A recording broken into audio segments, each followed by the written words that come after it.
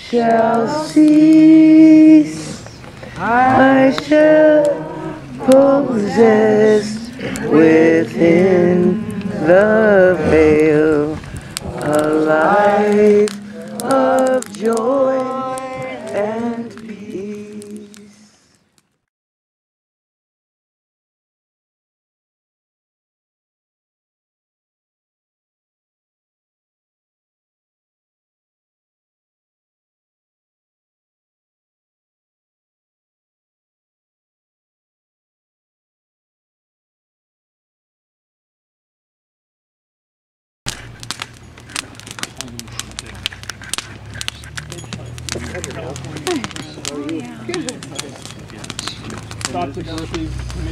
Here you go, Steve. Clean everybody up.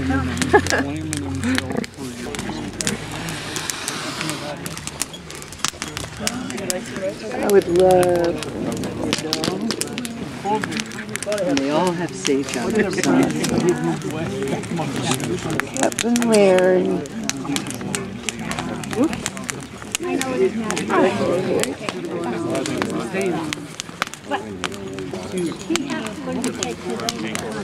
Once was lost, but now I'm found. Was blind, but now I see.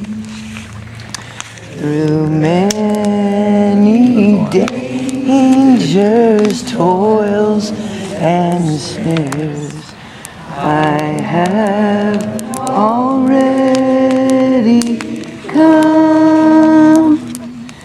'Tis grace that brought me safe this far, and grace will lead me home. Moved here. Larry's living across from the Symes and up a little bit, and he'd be there every day at noon at the Symes having soup.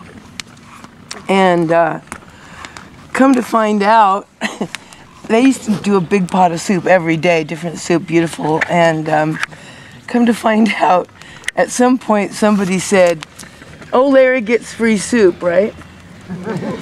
And I think it was just for that one day, but then years later, Larry was still getting free soup, you know. And nobody had the balls to tell him he couldn't have free soup. And he got free soup until they stopped doing the soup. Was that at the Symes there? Yeah. Yes. Yeah. I wish they would do that Larry soup again. always got free soup. He still got free soup. So they never stopped And he serving was soup there. grandfathered in to have the $5 breakfast.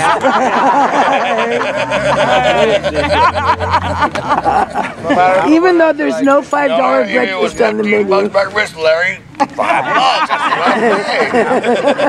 That's what And he never left a tip.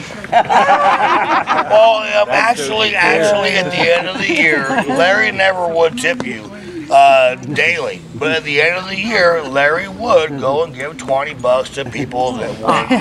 He did. He did do that. He did do that. I remember how whenever he'd eat at the Symes, he would never you'd cover your mouth, you know. Larry's just around, egg in his beard and open mouth, just telling stories about the Navy. And that's some of my fondest memories of Larry. Is just Crazy. He didn't care. He was this is me. He was gritty.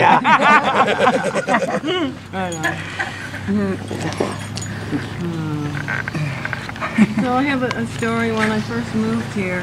I didn't know anybody. Larry was one of the first people I met when I moved here, and I knew that he had been involved with the Assiniboine tribe, and my dad died at 1 in the morning, 2002, and Larry was the first person I called, and I asked him to come over. I asked him if he'd come over and pray with me, and I was leaving later that day to go back to Washington. And he said, I can't leave because someone has given me a golden eagle and it's wrapped in burlap and it's in the tree. So I went over to his house and we prayed for my dad. And it was it was just a really nice, something I'll never forget. And he showed me how to take the local sage that we had gathered earlier, roll it in this ball, and I was really apprehensive to go to the coast to be with my sister because she thought I was a devil worshiper, literally. So it was not going to be a fun trip. Truly. And I was pretty stressed, but he reassured me and showed me how to do this rolling of the Artemisia sage and how I could do a little ceremony on the beach where my parents lived, and it sure made the trip and everything there better. But that was just a really neat thing that I got to share with him. Did your sister settle when you saw her? Was she kind to you? No? No. Oh. Okay. We're not Just talking curious, about 'cause I have sister, eight. we're talking about Yeah. Oh, that's great. So Larry took my son Zach under his wing when Zach was the rebellious teenager that he was. Spent a lot of time with him. I always appreciated that, but I was so sad when Larry moved to Butte, but then so happy when he came back. Which a lot of people do that. They're just like, I gotta get out of this town. I can't stand it. But then they always come back. So I was really happy when he got back into town. Really, really. Didn't he leave and come back twice? Did he leave and come back twice? No, I think that was Antonio Oh. that came in. I mean, so many people have done that. Then they come back. Yes. You said Butte. That reminds me of a story. Me and Mike were down and out a little bit, and we needed a little bit of work. And Larry had that place in Butte, and he rents out, and he needed a new roof on it. And Larry took us down there. He had us drive his truck. He, kept us fed the whole time. He had a buddy that had a house, and we were able to stay in the garage. It was awesome. Right. And we thought we were only going to get like $100 for this job, Dude, after doing this roof job, he was so kind. He gave us these $300, and we're like, this is way more than we ever thought that we can get for this. And he was, it was just awesome, because we needed to. And he gave us a bag of weed. But he heard us saying, it's like, man, how are we going to be able to make our property taxes this year? He helped us out I in need crunch a roof time. put on, dude, and he went so much above and beyond what we thought he was going to do for us. He was that kind of He guy. definitely was that guy. There's another time when I was working for Larry. I was helping him in his garage, put a false floor in it, and he said, "What do you want?" When I was done, and I said, "I want a knife." And so I said, "I know you got a lot of knives, Larry. I want one of your knives." So he gave me this World War II trench knife. This World War II trench knife that's worth like $150. And I always say that it's definitely killed some people. I'm thrilled to have it, and it was an awesome gift for helping him out with the garage. That was a totally fair exchange, man. Yeah. Cool. I've got a bunch of things in my office that he traded me for massage. Yeah? That story, actually. Yeah, so, I only really heard about Captain Larry when I first moved here. Tony would refer to him as the captain. And so he's kind of like this mysterious person. This was like 20 years ago, right? But for the past 10 years, he's been my neighbor. So I got to know him, and he would tell me stories. I'd share meals with him. I'd drop him off a dish once in a while. He'd come over. I'm a nurse. He was diabetic, so he'd have me trim his toenails sometimes, right? Because that's how it's supposed to be, legally or whatever. But anyway, he'd sometimes share stories with me about some other people in town, and they were always about resilience, who worked really hard to get to where they were, or, really interesting exchanges. And And he really valued that. And I want to say that it was kind of a shock to me that he had passed away, because I had just seen him like a few days earlier, wave to him. He was standing out front talking to a couple people. He looked just the same. And, you know, he would go out every day up in Skunk Alley, not very far, and he'd collect like maybe 10 pieces of firewood or something and bring it down. And so sometimes I'd come home and there'd be like these random pieces of firewood all over my front yard, like just 3 or 4 of them. And it was Larry dropping firewood off in the front yard, which is really cool. You know, I just add it to the firewood. And so, you know, in our neighborhood, we just kind of have a little looking out for each other. Everybody's really independent, but he was definitely a very resilient being and respected that value of someone who's a hard worker. And I think he really, you guys must have been really hard workers to get, you know, so much. I'm not a very hard worker. I used to be, not anymore. We worked hard to get where we're at. Now we just praise Bob and slack off. I like that Church of the 70s. We only work when it's absolutely necessary. And most of the time, that's never, so. But we help out. And yes, Larry was so awesome a guy, and resilience You know, was and he'd just collect key. like 10 pieces of firewood every day all summer, but by the end of the summer, he'd have like a cord or 2 to last him all winter. You know? And show you, you know, you don't have to do it all at once. Like, you have cords, but, you know, persistent every day, you know, and you still get to the same place and have what you need. Take note for when we get older. Yeah. I'm going to Well, start he was getting one about of the 10 first today. guys I met when I moved to Huntsville, Slow down. too. When I went to, I don't know how many people remember, but it was like a cave at the time, and it was full of blades and books. I kept noticing all the blades around, you know, and I said, well, and he, so he made me a knife, and it took him a while, but I got a knife that he made.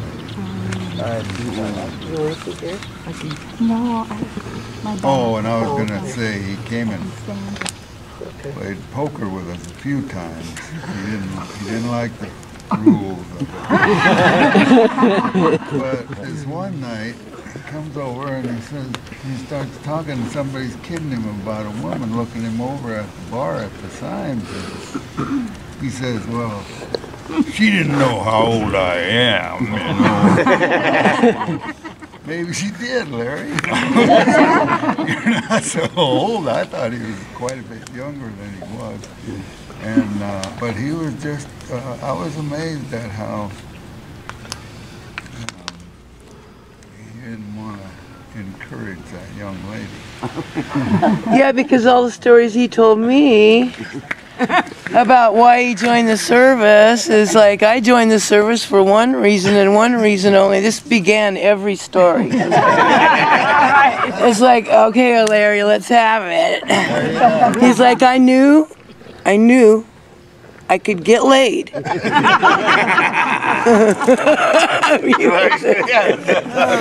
every time he'd say, I joined the service for one reason and one reason only. Yeah, peace and love. Peace and love. That's right. He was at the same place. Peace of love. Right. He was like, I'm too old, I don't want to talk. Funny stuff, I met Larry in a video class over at Sailor's Kootenai in the 90s, and I had no idea that he lived in Hot Springs until one of the students there, I think it was a forestry student, Richard Orton, he said, we went to Hot Springs, and he said, let's visit my friend Larry. And so that's when Larry had the house across from the Symes.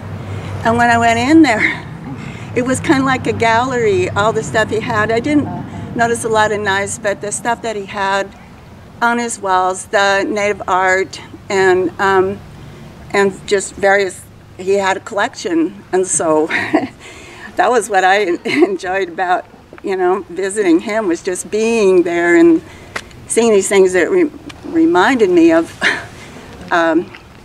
Yeah, so then when he moved over here, I was also a neighbor, and just occasionally go and sit with him. And one day not that long ago, he gave me a little piece of Pueblo pottery, a little bowl, and it was exactly what I remember from going on vacation with my family in the 50s in the plaza, where all the pottery people would be around the town square, and that's what I would get. I had a couple of pieces from way back, and so I was happy to get that. That was cool of him. And yeah, Larry was honest. I can tell you that much. He didn't beat around the bush, but he was harmless. Yeah, I was glad I got to know him. So I want to speak for a friend of ours that's not here, my friend Neil Valley, and he has known, he didn't call Captain Larry, he just called him Wyatt. He said he's known Wyatt for a long time, and that Wyatt is like a shaman, and that he has stories going way back of Wyatt officiating weddings and different things that are amazing. And he wanted to be here today, but instead he's lit a candle and said a prayer in his home in Potomac for Captain Larry Wyatt. But I just felt like I wanted to share that with you guys. So thank you.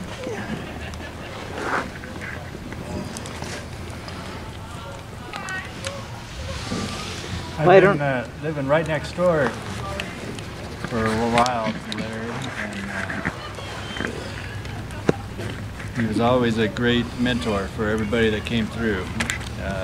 When Jordan, I was living with Jordan, we were roommates, and between me and my brother and everybody that I know and everybody that Jordan knows, we'd have all kinds of people in the yard, and he was always such a great mentor, especially when there was alcohol involved, and inviting them over to AA, and they still talk about him. They still remember that invitation. And I always think of Larry when I think of the farmers markets that we were doing, and the first time he tasted one of those paradise peaches, he was in love for them. Every time he saw me, he reminded me he wanted some more of those peaches. So when I'd see him down the street, I'd kind of hide away if I didn't have a peach for him. I want to plant a peach tree actually somewhere right around there, maybe between the 2 yards or something. That'd be nice. Little memory. Yeah,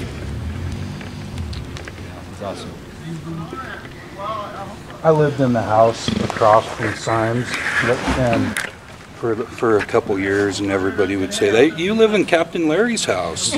I never did, get to meet him. I got the fireplace going, and it was billowing smoke, and this guy pulls up and says, "You're going to have a chimney fire. I've had many in that." And he introduced himself as Captain Larry, and we got to know each other. I worked in the shipyards, and so we connected through, the boats, and then it was probably about 6 months ago we went to an AA meeting. We'd been talking about it, and it was over in Paradise, and he picked me up, and we drove there, and there were, where he thought it wasn't there, and I think we went to every house. The determination that Francis was saying, that we literally were driving through people's yards. We went down to the Clark Fork down there, and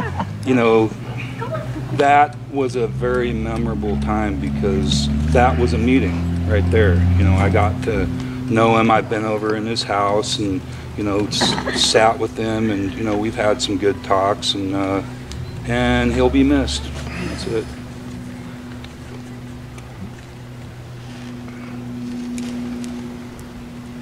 Well, I met Larry on the inland passage from Alaska down to Washington.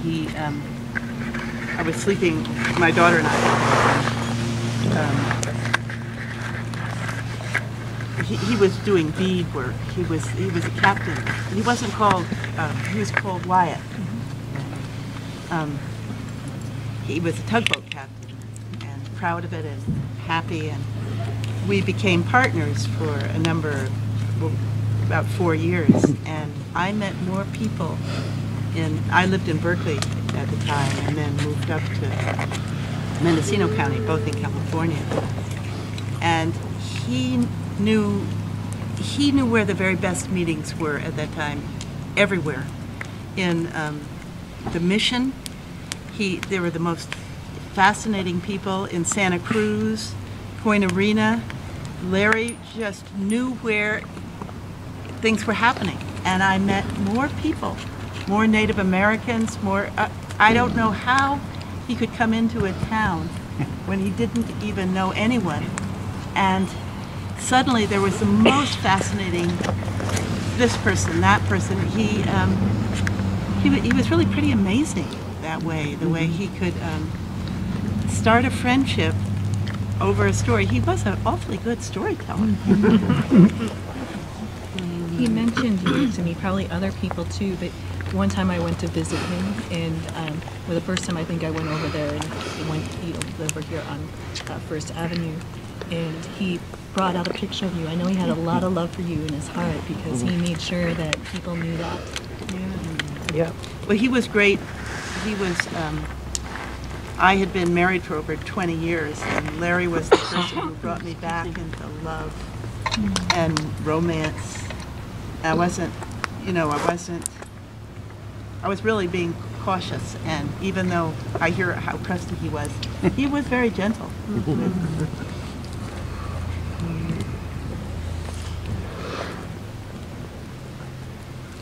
You know, one thing about Larry too is that everyone loved him, but he was, he was all alone. And we'd invite him over for Christmas dinner sometimes and over the holidays. And that always meant the world to Larry, being a part of something, you could tell that he appreciated it so much when you threw the invite out for him to come over and spend time with you, and it was the holidays, and he'd otherwise be sitting alone in his home, And I miss Larry. I'm gonna miss him a lot, but he was a good man, and he taught me a lot of things. And he was a great person all around. Larry loved animals, and he had a very special gift with cats. And when he lived in Mark, and I know him from Butte, and he had, I think, every Thanksgiving almost that he lived in Butte, he spent with us, didn't he? I think. And lots of gatherings that we had around the fire and so on, and we always considered him one of our most interesting friends. Yeah. Captain Larry. But we, there were this mother, I always participate in spay-neuter programs where we are, and there was a wild cat and all these little kittens on the campus, and he lived right near the campus. And we took those kittens and that mother cat and had them spayed and neutered, and we were going to try to find a place for them, and Larry said, "Oh, they know me, I'll take care of them." And that cat was so wild, nobody could get near that cat, but I'd go past, driving past Larry's house, because I'd walk my dogs out there, and here's Larry climbing the stairs, and that mother cat was just following him like she was a tame puppy dog. And Larry did a ceremony. I don't know who's going to do ceremonies for our animals now when they die, and he did many ceremonies, but my favorite one was when he did with the sage, and we were burying our little dog Max, and it just so happened that a neighbor came by, and the neighbor's nephew was studying religious philosophy in some Harvard or something, and he was really into people's ceremonies around death. And we didn't know that. We just said, "Oh, come on in, Jim and your friend, we're burying our dog." And Larry did this whole ceremony with the sage and for our little dog. And the guy from Harvard, he was just his eyes were so big, and I just think he was so happy to be there and participate in that ceremony for the dog that Larry did. It was great. I'm sure he still remembers that.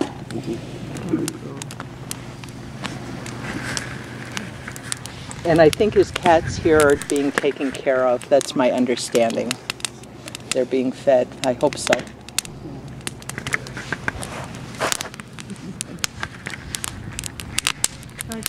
pie story? Yes, I think so. So, if I can remember this, and I'll fill in if it's... So Nora and I were talking, we'd never met, and she had said that she, so Nora, the base food here, Linda Landrum, cooked, and Nora and her partner, Mark, took care of. So a thank you to them for the food. So we were talking, and Nora mentioned something about wanted to buy at Camas 1 or 2 cherry pies because coming here previous you'd had this Captain cherry pie. Yeah.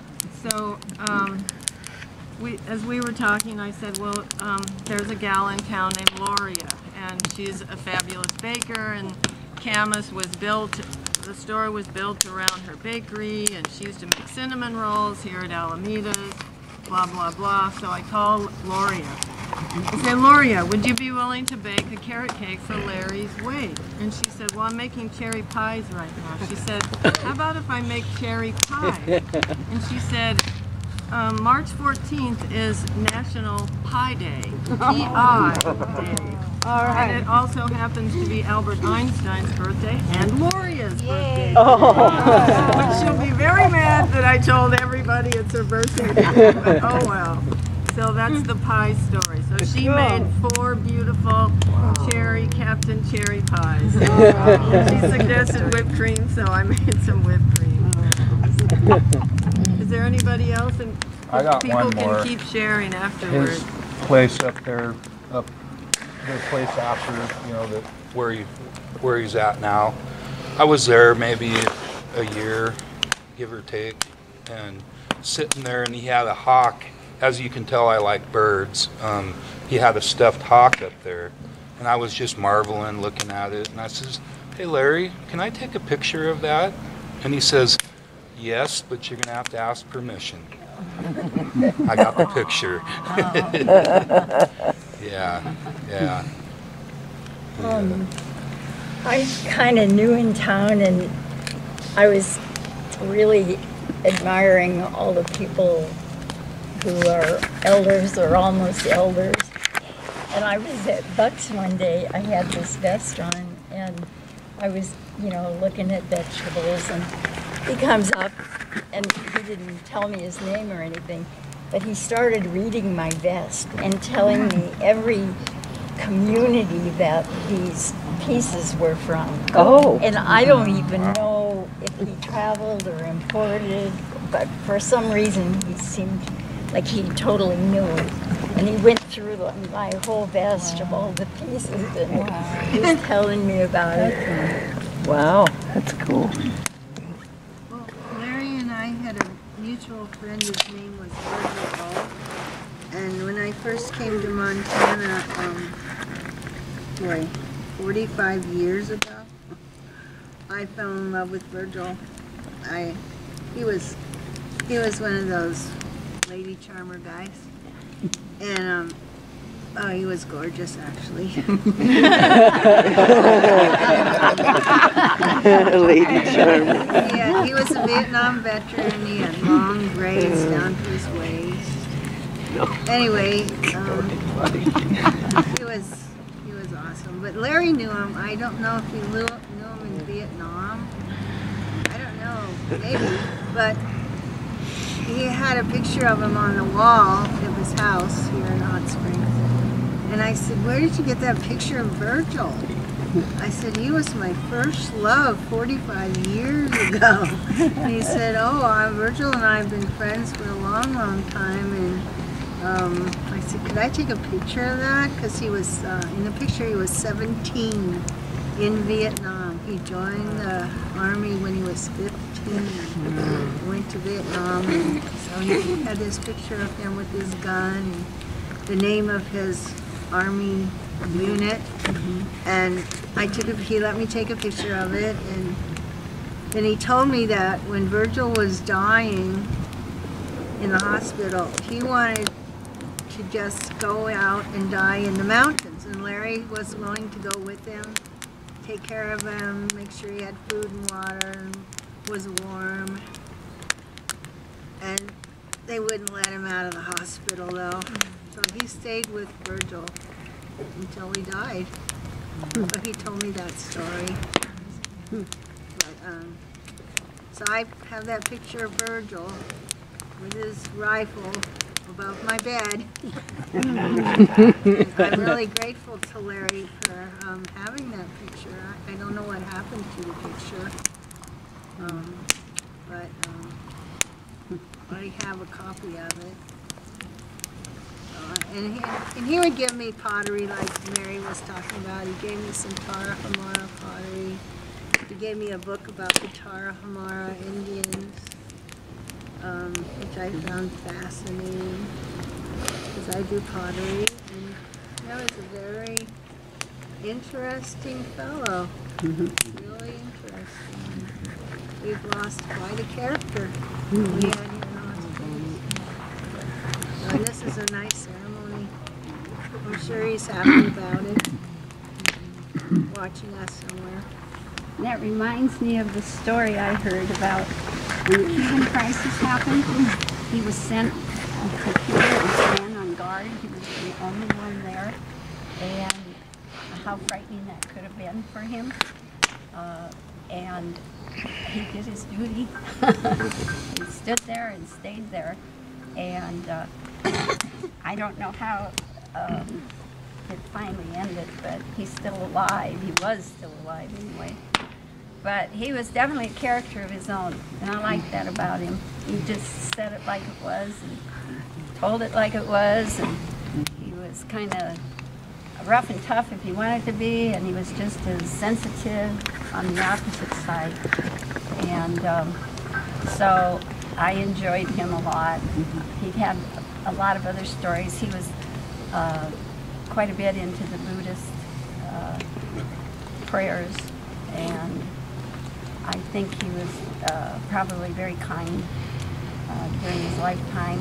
He was kind of, when he was younger, he kind of had a little, it was kind of rough and tough for him.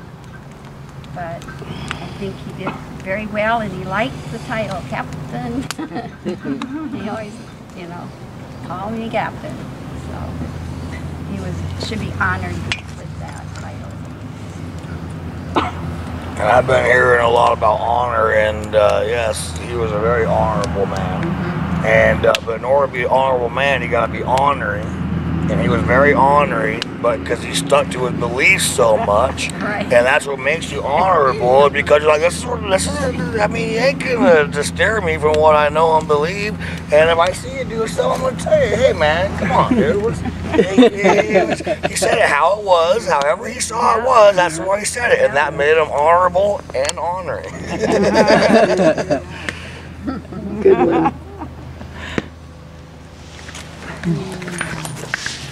Well, I hope we'll continue to share stories around the fire. It might be a nice time now to partake of the food that Linda, I forgot her last name? Landra made, and thank you. Other people brought contributions too.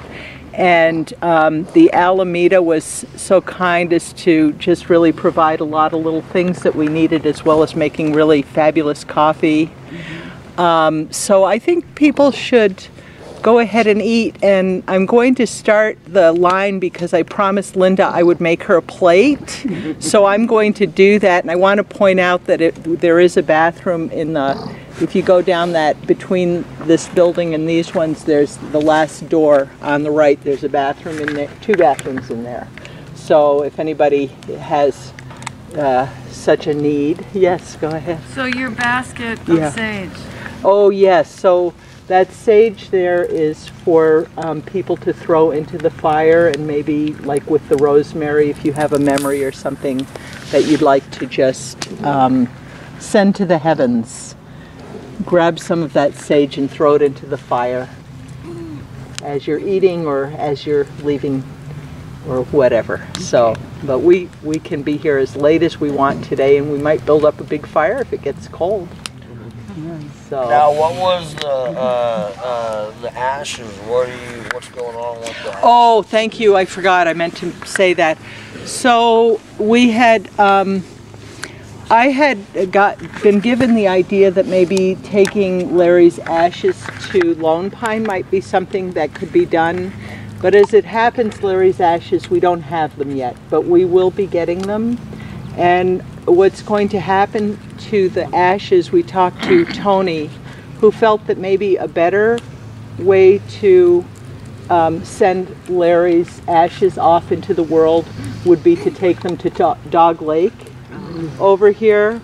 And so we have some sweetgrass, a sweetgrass braid that we're going to give to Tony to burn, and Tony will take the ashes, and I don't know how the word can get around. Well, my brother posted a thing on Facebook. Because my brother called here, Mike, and $2,500 to get the ashes. We started a fun thing to try and get those and spread them. We don't know where that. So Right. do you guys need donations to get No, the ashes? the money's available. Larry has money, it's just legally, it has to be, there has to be an estate set up. So there is money for that, it's just a matter of being able to getting the whole thing going. It was just a matter keep of everyone posted when we can get the ashes, because I'd love to be there when they spread the ashes. Right, we can do that. Maybe I can make sure that the word gets out, and somebody mentioned the military too. Yeah, he was in the military, and so I know that there might be a ceremony that the Vietnam veterans might want to do for him. I think at Fort Right. Harrison. We should have the 21 gun salute. And so forth. Yeah, that Oh, was at no Fort problem, Harrison? 421. Oh, at Fort Harrison? Okay, that was an idea that we had known about. So. When I talked to Greg Davis, the coroner, he was going to make sure that Larry had a proper military. Everyone here, if you hear So then everything got complicated, and right. a lot of it is out of his hands. Well, maybe we can do both things. Maybe I can talk to the coroner and see if he would be willing to take, or if there's somebody here that wants to do the military. Go together. Yeah, right. So we'll follow up on that. So I'm sorry I meant to say that, and thank you for reminding me, but yeah, there's money there available to do it. It's just kind of bound up in the legal process. But that'll happen in within a month, I would assume. Ralph at Foster's Funeral Home, he knows how to do that really well. He needs help. Oh, to do which now? The military with the ashes all together. Oh. He does that quite often. Okay. It's a Catholic cemetery there. Right. Mission, but he does it all. Okay. Oh, well, that's good to know. So we'll see how we can make all of that happen. So, but it'll be within the next month or so. And well, I shall possess